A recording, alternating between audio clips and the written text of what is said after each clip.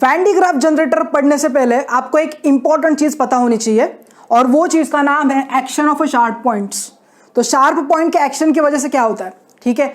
अभी यहां पे एक चीज देखते हैं, मान लो यहां पे देखो, सपोज मेरे पास ऐसे पॉइंटेड पॉइंट्स है, समथिंग लाइक दिस, ऐसा कुछ सेटअप है मेरे पास,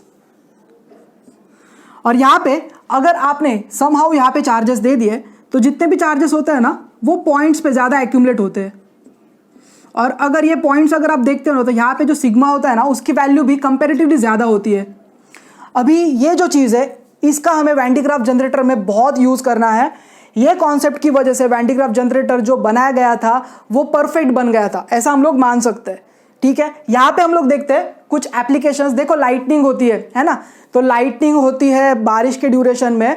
तो बिल्डिंग्स का स्ट्रक्चर अगर आप देखते हो ना तो वहाँ पे बिल्डिंग के ऊपर अगर आप एक हाई स्टोरी बिल्डिंग में रहते हो तो ऊपर ऐसा मेटल की वायर से पॉइंटेड रखी जाती है, समथिंग लाइक दिस। यहाँ पे देखो मेरे पास ये एक बिल्डिंग है और ये बिल्डिंग के ऊपर ऐसा एक स्ट्रक्चर रखा जाता है पॉइंटेड वाला। तो ये क्यों रखते हैं, इसके पीछे की वजह हमें जाननी है। देखो मेरे पास ऊपर क्लाउड्स है, ठीक है, तो जब भी क्लाउड्स एक दूसरे के साथ फ्रिक्शन करते हैं ऊपर तो कुछ चार्जेस जनरेट होते हैं। लेट अगर यहाँ पे पॉजिटिव चार्जेस बन गए ये पूरे सरफेस के ऊपर, ठीक है, तो यहाँ पे पॉजिटिव चार्जेस है, तो अगर देखते हो तो क्लाउड बहुत बड़े हैं, वो जमीन से क्या करेंगे, नेगेटिव चार्जेस लेने की कोशिश करेंगे। सबसे पहली चीज देखो ना, जमीन से नेगेटिव चार्जेस लेने की कोशिश करेंगे।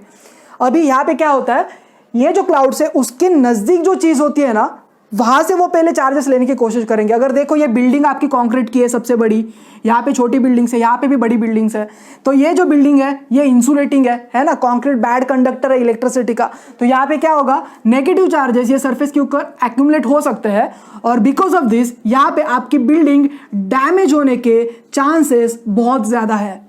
तो जो हाइटेड ऑब्जेक्ट्स होते हैं वहां पे बिल्डिंग लाइटनिंग की वजह से डैमेज होने के चांसेस बहुत ज्यादा होते हैं। तो जब भी अगर कोई भी, आप मान लो आप में से आगे जाके कोई सिविल इंजीनियर बन रहा है और मैकेनिकल इंजीनियर अगर आप हो और आप बिल्डिंग के कंस्ट्रक्शंस में हो तो वो टाइम पे आप ये चीज नोटिस करोगे, आपको इसका एक थोड़ा सा पढ़ाई का पार्ट भी होगा। जब भी बड़ी बिल्डिंग बनाई जाती है ना तो उसके ऊपर पॉइंटेड स्ट्रक्चर्स रखे जाते हैं। बुर्ज खलीफा जो है उसके ऊपर देखो है क्या ऐसा कुछ, वर्ल्ड ट्रेड सेंटर के ऊपर था क्या ऐसे कुछ pointed structures.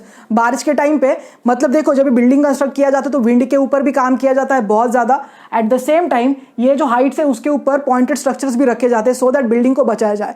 Comparatively less height वाली जो बिल्डिंग्स होती है वो ज्यादा इफेक्ट नहीं होती है, लेकिन तो भी बता नहीं सकते बिजली का कुछ। एनीवेज अभी अगर बड़ी बिल्डिंग है आपके पास और इसको अगर बचाना है तो क्या करते हैं, ये जो चीज मैंने अभी आपको बताई उसको यूज करते हैं। यहाँ पे आपके पास पॉइंटेड चीजें होती है, देखो ये पॉइंट्स है आपके पास और ये जो पॉइंटेड स्ट्रक्चर है ये पूरा आपका जमीन में जाता है और यहाँ पे पूरी की पूरी मेटल की वायर्स होती है, मेटल का स्ट्रक्चर होता है ये, और ये आपके बिल्डिंग से एक साइड से वो नीचे लेके जा सकते हैं। एनीवेज तो अभी आपने क्या किया है, मेटल से कनेक्ट करके अर्थ में दे दिया सीधा। अभी यहाँ पे आपके पास कुछ भी नहीं है, पहले इलेक्ट्रिकली न्यूट्रल है। ये पॉजिटिव चार्जेस क्लाउड में जैसे ही बनते हैं ये पॉइंटेड स्ट्रक्चर जो होते हैं ना इसके ऊपर नेगेटिव चार्जेस आना स्टार्ट हो जाता है और बड़ी मात्रा में आता है। तो जितना नेगेटिव आता है ना उतना ही इक्विवेलेंट पॉजिटिव है जमीन की तरफ फेंक देगा, ठीक है। तो यहाँ पे क्या होगा, जितना नेगेटिव आएगा उतना ही इक्विवेलेंट पॉजिटिव जमीन की तरफ जाएगा, क्योंकि हम लोग मानते हैं पॉजिटिव चार्ज आपका मूव होता है। अगर यहाँ पे नेगेटिव है तो इक्विवेलेंट पॉजिटिव जो भी है आपका जमीन की तरफ है अवे जाने की कोशिश करेगा और ये प्रोसेस होती रहेगी। और ये जब चार्ज नीचे जाता है तो ग्राउंड से इलेक्ट्रॉन लेके न्यूट्रल होने की कोशिश करेगा, ऐसा आप बोल सकते हो। तो यहाँ पे क्या होता है, यहाँ पे अगर लाइटनिंग गिरी भी या अगर कुछ इश्यू भी होता है तो वो ऊपर होगा, आपकी जो बिल्डिंग है वो सेफ रहेगी, आपके बिल्डिंग को कुछ भी नहीं होगा। ये जो चीज मैं आपको पढ़ा रहा हूँ ये वैन डी ग्राफ जनरेटर का सबसे बेसिक पार्ट है। ये अगर आपको आता है तो वैन डी ग्राफ में जो आप डायग्राम में आप देख रहे हो ना ब्रशेस, ये आपको अच्छे से समझेंगे। एनीवेज एक्सप्लेनेशन का पार्ट देते हैं। Surface charge density sigma is Q upon A. तो ए की जगह पे 4πr² अगर आप एक छोटा स्फेरिकल ऑब्जेक्ट अगर कंसिडर कर रहे हो तो, लेकिन depending on the shape of object आप देख सकते हो कि यहाँ पे जो नीचे उसका रेडियस होने वाला है या जो भी उसका डिस्टेंस होने वाला है वो कम होने वाला है पॉइंटेड के केस में। तो यहाँ पे 4πr² लो या फिर अगर पॉइंटेड ऑब्जेक्ट ले रहे हो तो उसका एरिया अगर आप कैलकुलेट करोगे तो अल्टीमेटली आर की वैल्यू कम होगी। तो आर की वैल्यू अगर कम है तो इसका मतलब सिग्मा आपका बहुत ज्यादा है, तो सिग्मा लार्ज हमें चाहिए। तो सिग्मा लार्ज यहाँ पे जनरेट किया जा सकता है charge upon area. Anyways point number 2, electric field setup होता है यहाँ पे और इलेक्ट्रिक फील्ड सेटअप होने की वजह से यहाँ पे जो चार्ज है वो अवे लेके जाया जा सकता है। तो यहाँ पे देखो एक इलेक्ट्रिक विंड सेटअप हो गया और पॉजिटिव चार्ज यहाँ पे जो हो सकता था वो अवे गया। तो ये हो गया मेरा point number 2। Point number 3, process of spraying charge, ठीक है, इसको ही बोलते हैं कोरोना डिस्चार्ज। अभी ये जो चीज़ है इसको मैं वापस एक बार एक्सप्लेन करना चाहूँगा। मान लो मेरे पास ऐसा एक पॉइंटेड ब्रश है और ये पॉइंटेड ब्रश आपने ऐसा पॉजिटिव सोर्स के साथ दिया है, ठीक है, और नीचे आपके पास अर्थिंग है। तो यहाँ से क्या होगा, पॉजिटिव चार्ज इसको मिल रहा है। तो पॉजिटिव चार्ज अगर इसको मिल रहा है तो ये जो पॉइंट्स हैं इसके ऊपर बहुत सारे पॉजिटिव चार्जेस बनेंगे और ये जो चीज़ होती है स्प्रेइंग ऑफ अ चार्ज, इसको ही बोला जाता है कोरोना डिस्चार्ज। ये जो कोरोना डिस्चार्ज वर्ड है ये आगे जो वैन डी ग्राफ जनरेटर आप पढ़ने वाले हो उसमें आपको बहुत अच्छे से समझने वाला है। और जो लाइटनिंग होता है इसमें action of a sharp points का यूज होता है और लाइटनिंग से आप अपने बिल्डिंग को बचाने के लिए या अगर आपके पास कोई भी बड़ा स्ट्रक्चर है उसको बचाने के लिए आप ये वाला जो कोरोना डिस्चार्ज है उसका कॉन्सेप्ट यूज कर सकते हो या ये एप्लीकेशन आप यूज कर सकते हो। Let us discuss the concept of Van de Graaff generator. अभी तक का जितना भी इलेक्ट्रोस्टैटिक्स आपने पढ़ा है ना उसका ये एप्लीकेशन है।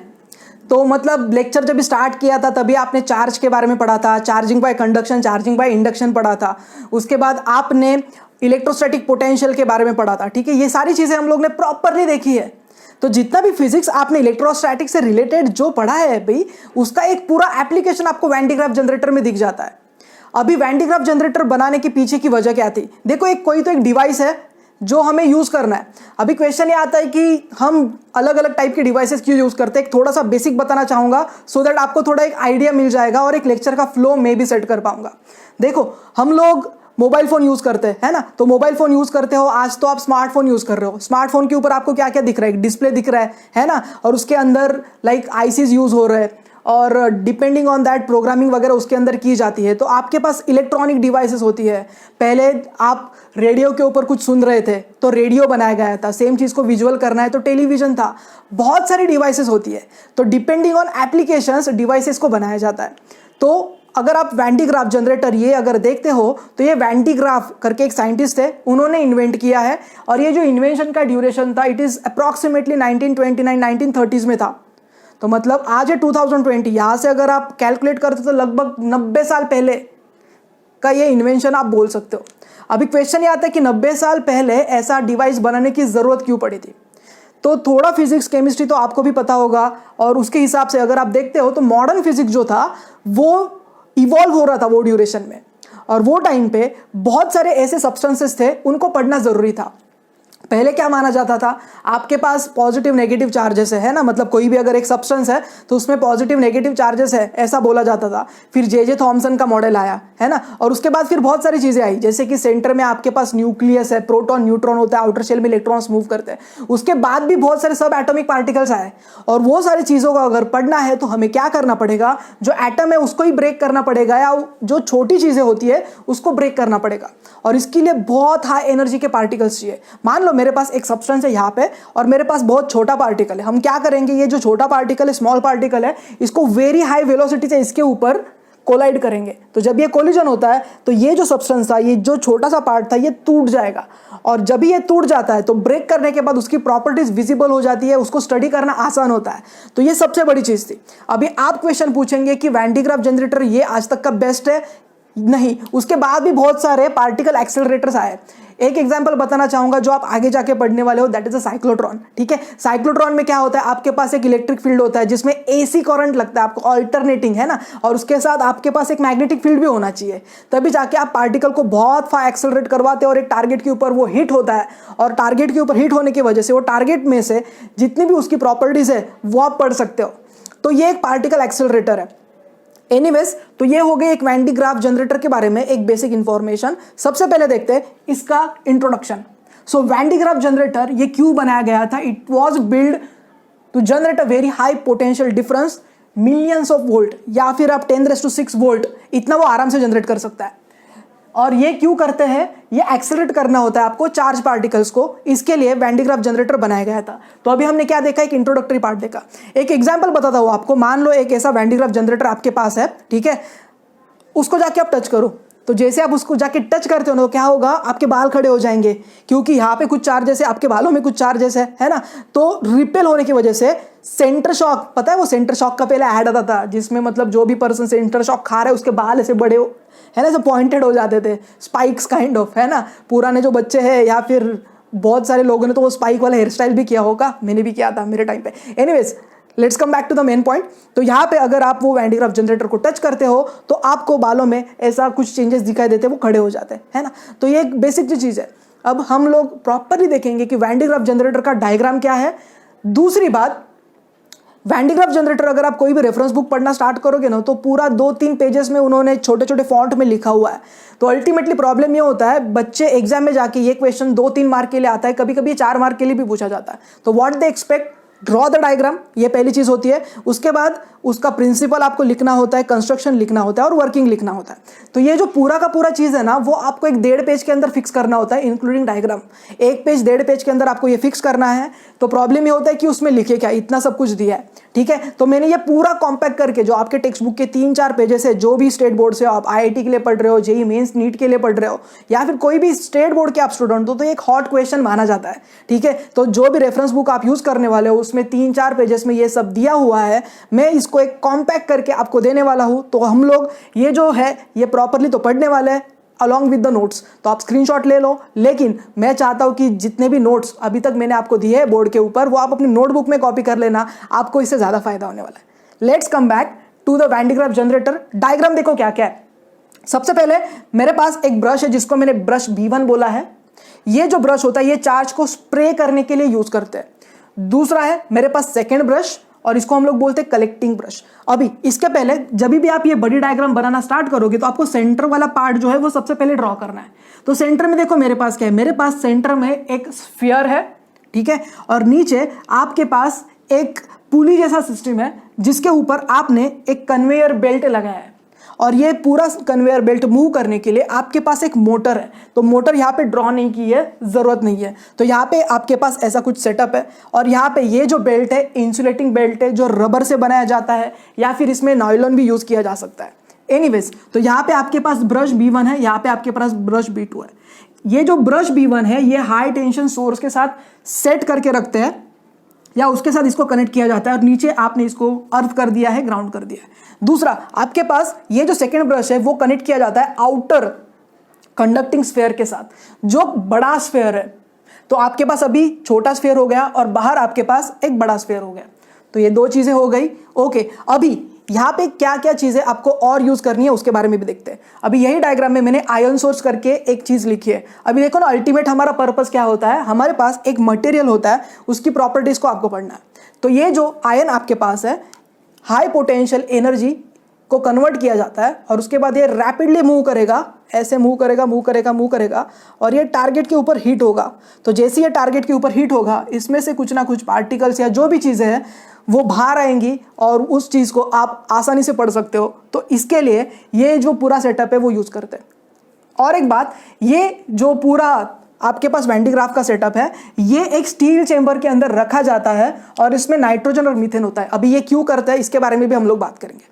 ओके, सबसे पहले देखते हैं इसका क्या है ओवरऑल कंस्ट्रक्शन। तो यहाँ पे आपके पास B1 है, B2 है, आपके पास आउटर कंडक्टिंग स्फीयर है, अंदर भी आपके पास एक स्फीयर है, यहाँ पे आपके पास मोटर है, टारगेट है, हाई टेंशन सोर्स, और बाहर आपके पास एक स्टील चेंबर है। तो ये हो गया कंस्ट्रक्शन का पार्ट, ठीक है।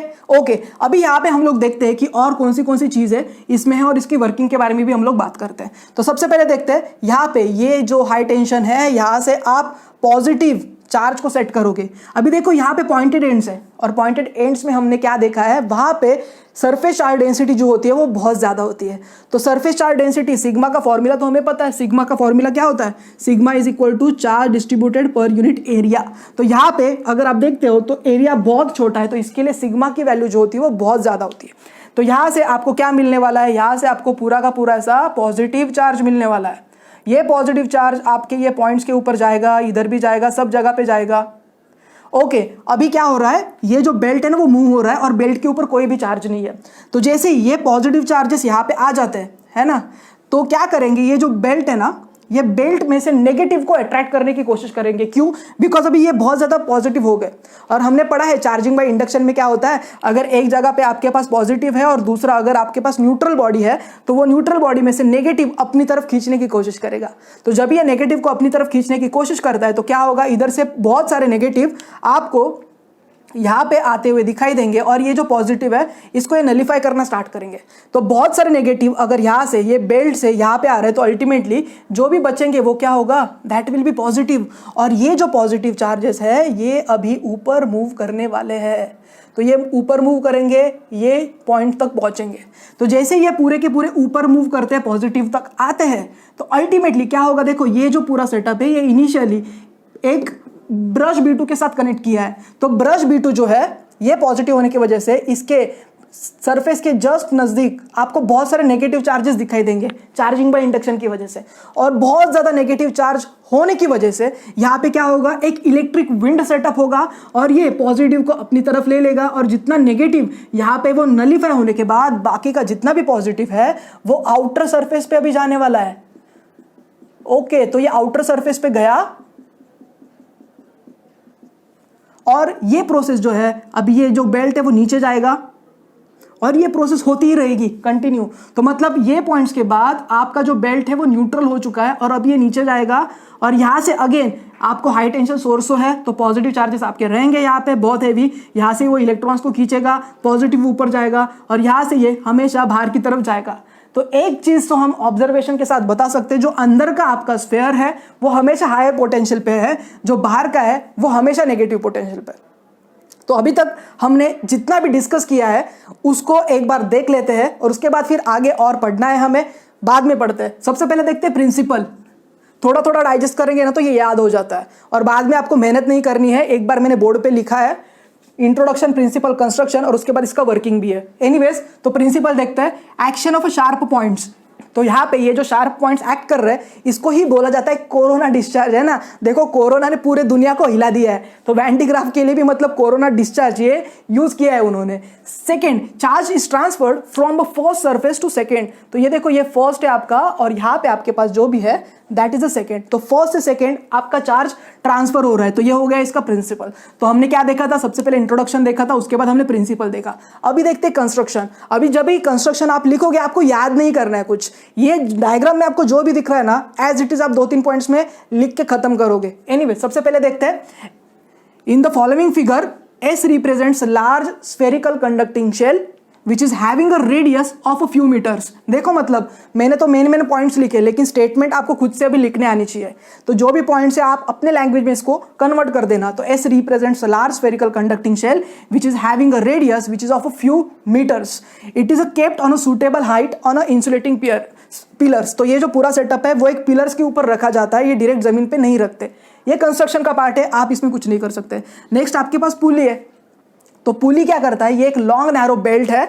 यहाँ पे देखो आपके पास पुली के ऊपर आपके पास एक लॉन्ग नैरो बेल्ट है और ये जो बेल्ट है वो सिल्क, रबर, रेयन ऐसी सारी चीज़ों से बना है, इंसुलेटिंग काइंड ऑफ मटेरियल से बना है, सो दैट आप पॉजिटिव चार्ज को इजीली ऊपर और नीचे फ्लो करवा सकते हो। मान लो यहाँ पे अगर कंडक्टिंग रखा होता या मेटल की वायर रखी होती तो ये जो प्रिंसिपल है वो सही ढंग से आप यूज़ नहीं कर सकते थे।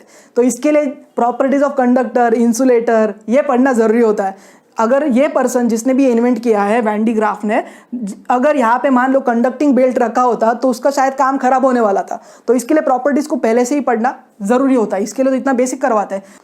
तो पॉइंट नंबर 3, बेल्ट मूव। सो यहाँ पे बेल्ट मूव करने के लिए मोटर यूज किया है और यहाँ पे आपके पास B1 ये जो है वो स्प्रे कर रहा है तो स्प्रे कोम, एंड B2 आपका बन जाता है कलेक्टिंग कोम।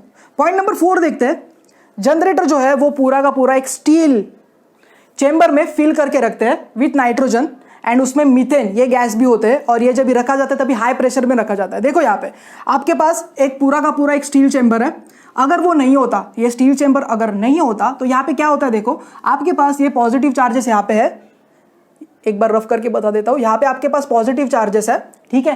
तो एयर में भी तो बहुत सारे पॉजिटिव नेगेटिव चार्जेस होंगे। एक पॉइंट के बाद वो एक ब्रेकिंग पॉइंट आ जाता है जिसकी वजह से एयर के नेगेटिव पार्टिकल्स इसके साथ मिक्स हो जाएंगे या न्यूट्रल कर देंगे इसको, बहुत ज़्यादा जब भी पॉजिटिव चार्जेस हो जाएंगे तभी। तो यहाँ पे क्या होगा, पॉजिटिव चार्ज जो है वो नेगेटिव के साथ मिक्स होंगे, न्यूट्रल हो जाएंगे, और जब भी चार्जेस न्यूट्रल हो जाते हैं तो उसको ही बोला जाता है चार्ज आपका लीक कर गया। तो चार्ज लीक अगर होगा आपका तो फिर जो पर्पस मिलियंस ऑफ वोल्ट का जो पोटेंशियल डिफरेंस आप जनरेट करना चाहते हो वो सॉल्व नहीं होगा। तो उसके लिए सॉल्यूशन के लिए क्या किया गया था, इसके ऊपर एक स्टील का चेंबर रखा गया और अंदर जो है वो गैसेस भरी गई, नाइट्रोजन एंड मीथेन। नाइट्रोजन या फिर मीथेन के जैसे गैसेस रखे थे, नाइट्रोजन एंड मीथेन गैसेस की वजह से क्या होता है, यहाँ पे जो लीकेज होता है उसको इजीली प्रिवेंट किया जा सकता है। लेकिन जब ये गैसेस फिल करते हैं तभी बहुत हाई प्रेशर जनरेट करना वहां पे जरूरी होता है। So point number 4, generator kept in a steel chamber filled with nitrogen और methane at high pressure, so minimum charge leakage is a possible. तो अभी तक हम लोग ने क्या देखा, हम लोग ने प्रॉपर डायग्राम देखा, उसका प्रिंसिपल देखा एंड कंस्ट्रक्शन देखा। Let us discuss what are the points are there in the working part. So working में देखो क्या क्या दिया उन्होंने। अभी तक मैंने जितना भी एक्सप्लेन किया है ना, सारी की सारी चीजें आपको बोर्ड के ऊपर दिख रही है, मतलब जो मैंने बोला है सेम चीज मैंने लिखी है। तो यहां से आपको फायदा क्या होने वाला है, आपको प्रॉपर नोट्स मिलने वाले हैं। ओके, तो देखते हैं वर्किंग। सो सबसे पहले देखते हैं स्प्रेइंग कोम। तो स्प्रेइंग कोम क्या कर रहा है, आपके पास ये जो फर्स्ट स्प्रेइंग कोम है ये आपको एक बहुत हाई पोटेंशियल डिफरेंस जनरेट करवा के दे रहा है। So we have a positive potential up to 10⁻⁴। ठीक है, तो ये 10⁻⁴ वोल्ट है और यहाँ पे आपने विथ रिस्पेक्ट टू अर्थ इसको दे दिया है। तो ये बन गया मेरा पॉइंट 1। अभी इसमें है यहाँ पे हाई टेंशन सोर्स आपने यूज किया है, शार्प पॉइंट की वजह से यहाँ पे क्या होने वाला है, एक पॉजिटिवली इलेक्ट्रिक फील्ड जनरेट होने वाला है। इलेक्ट्रिक फील्ड नहीं, इलेक्ट्रिक विंड यहाँ से पॉजिटिव जनरेट होने वाला है जो B1 से B2 की तरफ मूव होगा। So we have a point number 1, then we have a point number 2, belt move कर रहा है। तो बेल्ट मूव करने की वजह से वी हैव अ कलेक्टिंग कोम, इसके ऊपर नेगेटिव चार्जेस इंड्यूस हो जाएंगे और नेगेटिव चार्जेस इंड्यूस होने की वजह से यहाँ पे एक नेगेटिव इलेक्ट्रिक विंड जनरेट होगा जो यहाँ से पॉजिटिव चार्जेस ले लेगा। ठीक है, तो ये न्यूट्रल हो जाएगा, लेकिन जितने नेगेटिव यहाँ पे बन रहे हैं उतने इक्विवेलेंट पॉजिटिव आउटर सरफेस के ऊपर जाने वाले। सो उससे रिलेटेड ही मेरा पॉइंट नंबर 2 है। सो जैसे ही बेल्ट मूव होगा B2, that is negative charge get induced on the outer surface of B2 and positive charge gets on the outer surface of the S। तो इसके यहाँ पे जस्ट आउटर सरफेस के ऊपर negative बनेंगे और यहाँ पे आउटर सरफेस के ऊपर आपको पॉजिटिव इंड्यूस्ड हो गए, ऐसे आपको लगेगा। पॉइंट नंबर 3, तो ये डिस्चार्जिंग एक्शन है। तो डिस्चार्जिंग एक्शन ऑफ B2 की वजह से नेगेटिव इलेक्ट्रिक विंड आपका सेट हो रहा है। नेक्स्ट पॉइंट देखते हैं। तो ये नेगेटिव इलेक्ट्रिक विंड जनरेट होने की वजह से यहाँ पे क्या होगा, ये जो पॉजिटिव है वो न्यूट्रलाइज हो जाएंगे। तो पॉजिटिव आपके न्यूट्रलाइज हो जाएंगे। सो पॉइंट नंबर 4, अनचार्ज बेल्ट है वो आपका नीचे जाने वाला है और वो पॉजिटिव चार्ज वापस लेगा और रिपीट करेगा। ये चीज ऑलरेडी हम लोग ने देखी है।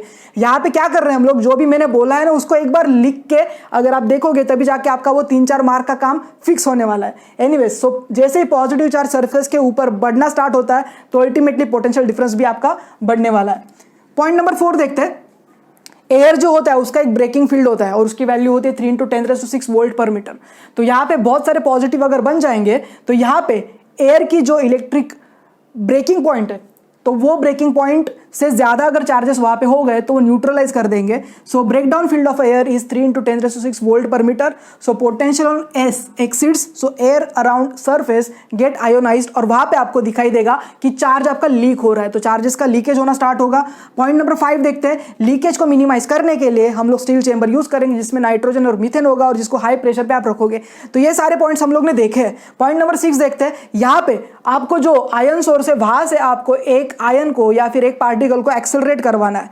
तो उसके लिए आपको एनर्जी कितनी लगेगी, Q × V। तो Q का मतलब क्या है, यहाँ पे जितना भी चार्ज है, ये जो चार्ज है इसको आपको मूव करवाना है और V क्या रिप्रेजेंट करता है, पोटेंशियल डिफरेंस। सो यहाँ पे energy is equal to Q × V। सो Q रिप्रेजेंट करता है चार्ज टू बी एक्सेलरेटेड। इसमें जो रखा है वो V is a potential difference between ends of the discharging tube to hit the target. तो ये बन गया हमारे 6 के 6 पॉइंट जो आप एग्जाम में लिख सकते हो। अभी तो ये बोर्ड पे मैंने लिख दिया है, जब भी आप अपने कॉपी में ये कॉपी डाउन करोगे आपको पता चलेगा कि 1.5 पेज के अंदर आपका पूरा का पूरा फिक्स हो गया जो आपने खुद से लिखा है। अभी इसमें से ना कुछ इंपॉर्टेंट बात, मोस्ट इंपॉर्टेंट बात, ओनली फॉर अंडरस्टैंडिंग। अगर ये ओफो आपको समझ गया ना तो फिर यहाँ पे जो हो रहा है वो आपको प्रैक्टिकली पता चलेगा। देखो हमेशा चार्ज यहां से यहां तक जा रहा है, अंदर से बाहर, अंदर से बाहर, अंदर से बाहर। हमने ये देखा है आपका जो पोटेंशियल होता है या फिर चार्ज होता है वो हमेशा हायर पोटेंशियल से लोअर पोटेंशियल पे फ्लो होता है कि नहीं। तो क्वेश्चन ये आता है कि अंदर वाला हायर है या बाहर वाला हायर है। तो अंदर से बाहर अगर आपके चार्जेस मूव कर रहे हैं तो आपका अंदर का पोटेंशियल डिफरेंस ज्यादा होना चाहिए, तभी जाके बाहर आपके चार्जेस इंड्यूस्ड होने वाले हैं। लेकिन क्वेश्चन ये आता है कि ये करे कैसे या इसको समझे कैसे। सबसे पहले देखो, ओनली फॉर अंडरस्टैंडिंग, ये मेरी फर्स्ट डायग्राम है, इससे आपको पूरा का पूरा पता चलने वाला है। फर्स्ट एंड सेकंड डायग्राम से आपका कॉन्सेप्ट इधर ही क्लियर हो जाएगा। देखो यहां पे सपोज मेरे पास एक चार्जिंग शेल है मेटल की, बाहर मेरे पास पॉइंट P है, सरफेस के ऊपर मेरे पास पॉइंट Q है और अंदर मेरे पास कैपिटल R ये पॉइंट है। पॉइंट P का जो लोकेशन है सेंटर से वो r डैश है और point Q on the radius so small r से रिप्रेजेंट किया है। अभी अगर पॉइंट P पे पोटेंशियल डिफरेंस आप देखते हो तो क्या होगा, V at point P is KQ upon R dash. ये जनरल फॉर्मूला है, K क्या है आपका 1/4πε0, ठीक है।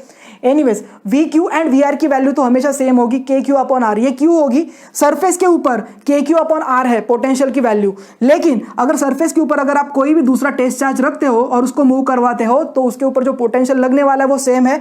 अंदर भी अगर आप लेके जाते हो तो वर्क डन की जो भी वैल्यू होगी दैट विल बी जीरो। तो अगर वर्क डन की वैल्यू आपकी जीरो है तो इसका मतलब आपका अंदर जो है वो इलेक्ट्रिक फील्ड होगा जीरो और पोटेंशियल की वैल्यू होगी कांस्टेंट। तो पोटेंशियल आपका अंदर कांस्टेंट होने वाला है हमेशा, समझ रहे हो। तो ये चार्जिंग शेल के बारे में एक बेसिक इंफॉर्मेशन। ओके, अभी यहां पे देखते हैं, मेरे पास एक नहीं दो चार्जिंग शेल्स है। तो ये एक है कंडक्टिंग और ये भी एक है। तो दो शेल्स होने की वजह से देखो क्या है, मेरे पास ये जो इनर वाली कंडक्टिंग शेल है उसका जो चार्ज है मेरे पास प्लस क्यू है और जो आउटर है उसके ऊपर जो चार्ज है वो प्लस क्यू, कैपिटल से हम लोग ने रिप्रेजेंट किया है। हमारा कंसर्न है दो सरफेस के ऊपर का पोटेंशियल डिफरेंस देखना। सो मेरे पास पॉइंट एम है जो आउटर शेल के लिए रिप्रेजेंट किया है और पॉइंट एन जो है वो इनर शेल के लिए रिप्रेजेंट किया है। अभी यहाँ पे ये दोनों का अगर आप पोटेंशियल डिफरेंस निकाल देते हो तो आपका काम बनने वाला है। तो सबसे पहले देखते हैं VM, that is a potential on outer surface. यहाँ पे देखो पोटेंशियल जो है वो सेंटर से अगर आप देखते हो यहां से यहां तक तो ये बन गया रेडियस बाहर के स्फीयर के लिए, ठीक है। और अंदर का भी अगर आप चार्ज देखते हो तो ऐसा माना जाता है charge is concentrated at its centre, charge is concentrated at its centre. तो इसका चार्ज अगर सेंटर पे कॉन्सेंट्रेट किया ऐसा अगर हम लोग मान रहे तो अगेन डिस्टेंस सेम रहेगा। सो K capital Q upon R2 ये पहले के लिए हो गया आउटर सरफेस के लिए, एंड सेकेंड के लिए K small q upon R2। तो यहां पे भी आपके R2 ही रिप्रेजेंट करना है क्योंकि ये अंदर का शेल तो है लेकिन आपको जो डिस्टेंस कैलकुलेट करना है that is from the centre. तो ये हो गया VM की वैल्यू। ओके, नेक्स्ट अंदर का देखते हैं VN। तो पॉइंट तो आपका इधर है ना, तो अगर पॉइंट आपका इधर है तो बाहर की वजह से और अंदर की वजह से जो पोटेंशियल बनेगा सो KQ अपॉन R2 जो बाहर की तरफ से बन रहा है और ये पॉइंट इटसेल्फ अंदर है। तो इसके लिए अगर अंदर है तो इसके लिए जो रेडियस होगा वो अंदर का लेना है, सो KQ अपॉन R1। तो अगर ये दोनों चीज़ों को अगर आप कैलकुलेट करते हो तो आपको पता चलेगा ये जो VN की वैल्यू है वो VM से हमेशा बड़ी होगी सिंस R2 की वैल्यू R1 से बड़ी है। तो अगर देखो ना यहाँ पे आपके पास एक टर्म कंसिस्टेंटली छोटा है, यहाँ पे R2 है लेकिन यहाँ पे R2 और R1 है, तो डेफिनेटली ये जो वैल्यू है वो आपकी बड़ी रहेगी हमेशा। तो इससे V inner is always greater than the V outer. तो ये कॉन्सेप्ट अगर आपको समझ गया तो इसका मतलब वैन डी ग्राफ जनरेटर का कंस्ट्रक्शन, प्रिंसिपल एंड वर्किंग भी आपको बहुत अच्छे से समझा है। I hope so Van de Graaff generator आपको बेस्ट पॉसिबल वे में समझ चुका है। Late us discuss the concept of a displacement current, ठीक है। जिसके पास दिमाग है ना सिर्फ उसको ये समझेगा, जिसके पास नहीं है उसको, ठीक है। अभी देखते हैं कि डिस्प्लेसमेंट करंट ये क्या चीज़ है। अभी तक अगर आपको डाइलेक्ट्रिक का कॉन्सेप्ट अच्छे से समझा है तो ही आपको समझेगा। देखते हैं यहाँ पे, मान लो मेरे पास ऐसा एक सेटअप है, यहाँ पे मेरे पास एक DC सोर्स है, कंसिस्टेंटली ऐसा एक बैटरी मेरे पास पॉजिटिव नेगेटिव यहाँ पे मेरे पास की है और यहाँ पे हमारे पास एक पॉजिटिव प्लेट कैपेसिटर है जिसके अंदर हमने एक डाई इलेक्ट्रिक रखा है, डाई इलेक्ट्रिक। तो यहाँ पे हमारे पास एक डाई इलेक्ट्रिक है जिसकी वैल्यू है K के बराबर। एनीवेज अभी हमें ये चेक करना है अगर ऐसा कुछ सेटअप है तो उसमें से करंट फ्लो होगा क्या। अभी है ना एक थोड़ा सा दिमाग वाला क्वेश्चन पूछता हूँ। मान लो ऐसा कैपेसिटर है आपके पास और ऐसा कुछ तो है, मुझे एक बात बताओ, अगर DC है सप्लाई तो अभी यहाँ से ये सर्किट में करंट फ्लो होगा क्या। आपको जो भी आंसर मिल रहा है आप कमेंट सेक्शन में मुझे बताओ, ठीक है। और अभी अगर मेरे यहाँ पे बीच में डाइलेक्ट्रिक लगा है तो क्या होगा। और मान लो यही कैपेसिटर के अक्रॉस अगर आप ऐसा AC सोर्स लगाते हो तो क्या होगा। लेकिन AC का तो मैंने अभी आपको पढ़ाया नहीं है, तो फिर डेफिनेटली एक क्वेश्चन पूछने का आप बोलोगे सर आपको अधिकार नहीं है क्योंकि AC तो आपने पढ़ाया नहीं है ना। लेकिन DC जो मैंने पढ़ा है उसके हिसाब से आप मुझे बताओ, अगर यहाँ पे DC सोर्स है तो फिर इसमें से करंट फ्लो होगा क्या, हाँ या ना में आपको आंसर देना है और नीचे कमेंट सेक्शन में मैं पढ़ूंगा कि बच्चे क्या क्या आंसर लिख रहे हैं। सबसे पहले देखते हैं यहाँ पे मेरे पास ऐसा कैपेसिटर, कैपेसिटर के बीच में क्या है, एक डाइलेक्ट्रिक है। और डाइलेक्ट्रिक का कॉन्सेप्ट हम लोग ने बहुत अच्छे से पढ़ा है। क्या पढ़ा है डाइलेक्ट्रिक में, मान लो ऐसा आपके पास पॉजिटिव और नेगेटिव ऐसा एक इलेक्ट्रिक फील्ड है आपके पास एक्सटर्नल, और इसके बीच में अगर आप डाइलेक्ट्रिक रखते हो तो कैपेसिटर के ऊपर क्या इफेक्ट होता है ये अच्छे से पढ़ा है। दूसरी बात, अगर ऐसा डाइलेक्ट्रिक है आपके पास तो पॉजिटिव नेगेटिव ऐसा बनते जाएगा और यहाँ पे ये एक इलेक्ट्रिक फील्ड जैसा सेट करके देगा आपको, है ना। तो जब भी डाइलेक्ट्रिक अगर आप रखते हो तो ये पोलर के जैसा एक्ट होता है, और अगर पोलर के जैसा एक्ट होता है तो ये इलेक्ट्रिक प्रॉपर्टीज भी बताता है। ठीक है, ओके, तो ये बेसिक आइडिया हो गई। अभी अपने पास कैपेसिटर है, आपने उसके बीच में एक डाइलेक्ट्रिक रखा है, और अभी हमें देखना है कि ये पूरे सर्किट में से करंट फ्लो हो सकता है या नहीं सकता है, क्योंकि डाइलेक्ट्रिक बीच में है। देखो यहाँ से कंसिस्टेंटली पॉजिटिव चार्ज यहाँ पे जाएगा, हालांकि इलेक्ट्रॉन फ्लो होते हैं, लेकिन हमारा जो कन्वेंशन है उसके हिसाब से हम लोग क्या बोलते हैं, पॉजिटिव चार्ज फ्लो होता है। तो इसके लिए करंट आपका पॉजिटिव टू नेगेटिव जाता है। तो यहाँ से चार्ज आया, ये पैरेलल प्लेट के ऊपर अभी चार्ज बन रहा है, बन रहा है, बन रहा है, बन रहा है, बढ़ गया, बढ़ गया, बढ़ गया, बहुत ज़्यादा चार्ज बढ़ गया। अभी क्या होगा, जैसे ही यहाँ पे चार्ज बढ़ेगा, लेकिन उसके पहले आपको ये की भी बंद करनी है। ठीक है, तो जैसे आप करते हो, यहाँ से नेगेटिव यहाँ पे आपको दिख रहा है, अगर यहाँ पे पॉजिटिव यहाँ पे नेगेटिव, तो बीच में क्या बनना चाहिए, एक इलेक्ट्रिक फील्ड बनना चाहिए। अगर बीच में एक इलेक्ट्रिक फील्ड है और यहाँ पे अगर आपने एक ऐसा डाइलेक्ट्रिक रखा है, तो डाइलेक्ट्रिक के वजह से क्या होगा, यहाँ पे एक इलेक्ट्रिक इफेक्ट जनरेट होगा, और ये जो इलेक्ट्रिक इफेक्ट है इसके वजह से हम लोग बोल सकते हैं कि कुछ तो गड़बड़ है दया। अभी यहाँ पे हम लोग को देखना है ये पूरे सर्किट में से करंट फ्लो होगा क्या। अभी यहाँ पे ये बैटरी की वजह से जो करंट मूव हो रहा है उसको हम लोग बोलेंगे कंडक्टिंग करंट, लेकिन अभी दूसरा कुछ करंट मिलता है क्या, देखते हैं। सबसे पहले देखते हैं कंडक्टिंग पार्ट, यहाँ पे खड़ा रहता हूँ, कंडक्टिंग पार्ट, तो फ्री इलेक्ट्रॉन्स है आपके पास। तो ये जो कंडक्टिंग पार्ट ये वाला जो है, तो free electrons are responsible for current. ठीक है, सो डाइलेक्ट्रिक जो है उसमें फ्री इलेक्ट्रॉन्स नहीं होता है। एक्सटर्नल इलेक्ट्रिक फील्ड में जब आप रखते हो तो वहाँ पे इलेक्ट्रिक डाइपोल मूवमेंट क्रिएट होती है, और वहाँ पे की इफेक्ट आपको दिखता है, लेकिन अभी तक तो नहीं। एनीवेज देखते हैं पॉइंट नंबर 2, जैसे आपने क्लोज कर दिया सर्किट को, तो कंडक्टिंग करंट आपका फ्लो होगा फाइनाइट टाइम के लिए। तो फाइनाइट टाइम मतलब एक स्पेसिफिक टाइम तक ये फ्लो होगा, जब तक यहाँ पे पूरा का पूरा पॉजिटिव माहौल आपको नहीं देता है एक प्लेट के ऊपर। सो आईसी आपको एवरीवेयर दिखेगा, लेकिन कैपेसिटर के अंदर आपको कंडक्टिंग करंट नहीं दिखने वाला है, लेकिन इलेक्ट्रिक इफेक्ट इंक्रीज होगा, आपका इलेक्ट्रिक फील्ड आपका इंक्रीज हो रहा है ऐसा आपको लगेगा कैपेसिटर के बीच में। सो पोलराइजेशन ऑफ डाइलेक्ट्रिक होगा। So current in a dielectric due to movement of a bound charges. तो यहाँ पे ये जो चार्जेस है इसको आप बाउंड चार्जेस बोलेंगे। बाउंड चार्जेस क्यों बोल रहे हो आप, क्योंकि यहाँ पे अगर ये सेंटर में आप न्यूक्लियस कंसीडर कर दो तो आउटर शेल में इलेक्ट्रॉन्स है, और ये इलेक्ट्रॉन्स न्यूक्लियस से दूर नहीं गए, तो फ्री इलेक्ट्रॉन्स नहीं है। So that's why those are called the bound charges. और यहाँ पे जैसे इलेक्ट्रिक फील्ड बनता है तो पॉजिटिव और नेगेटिव का जो ये है सेंटर है वो थोड़ा सा शिफ्ट होगा, समथिंग लाइक दिस। अगर ये पॉजिटिव टू नेगेटिव आपके पास एक्सटर्नल इलेक्ट्रिक फील्ड है तो। सो एनीवेज ये देखा है हमने ऑलरेडी, मैं क्विकली आपको बता रहा हूँ। सो आईडी इसको बोलते हैं। सो ये हो गया आपका डिस्प्लेसमेंट करंट, और इसको चार्ज सेपरेशन करंट भी बोलते हैं। सो relation between conducting current and displacement current अगर आपको बताना है तो देखो ना, एक सेंटर में करंट जैसा एक सिचुएशन बन गया जिसको आप डिस्प्लेसमेंट करंट बोल रहे हो। अभी आईसी एंड आईडी के बीच में क्या रिलेशन है, तो हमें एक पता है, एक formula Q is equal to A K epsilon not into ई, ये एक फॉर्मूला है, ये हमने पढ़ा है। सो डिफरेंशिएट करो इक्वेशन को, क्यों करना है, क्योंकि चार्ज निकालना है, charge rate of flow of charge को आप क्या बोल रहे हो, करंट बोल रहे हो। So D Q upon D T equal to A K epsilon naught, ये कांस्टेंट है, D upon D T, A क्या है, एरिया ऑफ अ कैपेसिटर, इसको ही आप बोल रहे हो आई। ठीक है ना, इतना चार्ज आपका फ्लो हो गया और इसको बोल रहे हो आई सी, कंडक्टिंग करंट, इक्वेशन 1। नेक्स्ट देखते हैं डी अपॉन डी टी को अगर आप रीअरेंज करते हो तो ये बनेगा आई सी, डी अपॉन डी टी को आई सी upon A K epsilon not. ठीक है, तो इससे आप क्या बोल सकते हो, जो आपका डी अपॉन डी टी है that is directly proportional to conducting current, और ये fixed value of area of a capacitor के लिए इक्वेशन होता है। राइट हैंड साइड अगर आप ये इक्वेशन की देखते हो, ये इक्वेशन की राइट हैंड साइड देखते हो, तो dimensions of a current caused by displacement of a bound charges in dielectric of a capacitor in electric field. ठीक है, तो ये आपको डायमेंशंस देगा जो डिस्प्लेसमेंट करंट का जैसा ही होगा। So I D is equal to D Q upon D T, और इसको ही आप तो बोल रहे थे कंडक्टिंग करंट, मतलब जिसका वैल्यू आपका कंडक्टिंग करंट का होगा उतना ही इक्विवेलेंट वैल्यू आपको डाइलेक्ट्रिक करंट का ही मिलने वाला है। सो यहाँ पे कंडक्टिंग करंट आपको conducting part of a circuit में मिलता है। Point number 6, absence of a के। अगर के हटा दिया आपने, है ना, तो यही तो मेरा क्वेश्चन था, करंट जाएगा या नहीं जाएगा। के हटा दिया आपने तो के की वैल्यू 1 हो गई, है ना, एयर है बीच में या फिर वैक्यूम है, और एयर और वैक्यूम के लिए के की वैल्यू 1 होती है। तो आई डी की वैल्यू होगी A epsilon naught D upon D T के बराबर, तो ये हो गई डिस्प्लेसमेंट करंट की वैल्यू।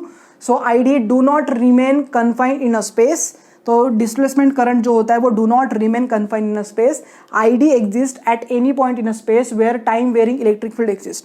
तो आपको आई डी की कब दिखेगा, जहाँ पे यहाँ पे टाइम वेरिंग इलेक्ट्रिक फील्ड अगर है तो ये आपको दिखेगा, अदरवाइज नहीं। तो ये टाइम वेरिंग इलेक्ट्रिक फील्ड आपको कब देता है, D upon D T should not be equal to 0। तो ये रेट जो है वो ज़ीरो नहीं होना चाहिए। समझ रहे हो? और ये कब पॉसिबल होता है? जब आप एसी सर्किट पढ़ोगे तो वो टाइम पे आपको पता चलेगा यहाँ पे पॉजिटिव नेगेटिव कंटिन्यूसली मूव होते रहता है, तो एक जगह पे पॉजिटिव एक जगह पे नेगेटिव, इलेक्ट्रिक फील्ड जो होता है वो कंसिस्टेंटली चेंज होते रहता है, तभी जाके ये जो डिस्प्लेसमेंट करंट है वो पढ़ने में आपको और मज़ा आएगा।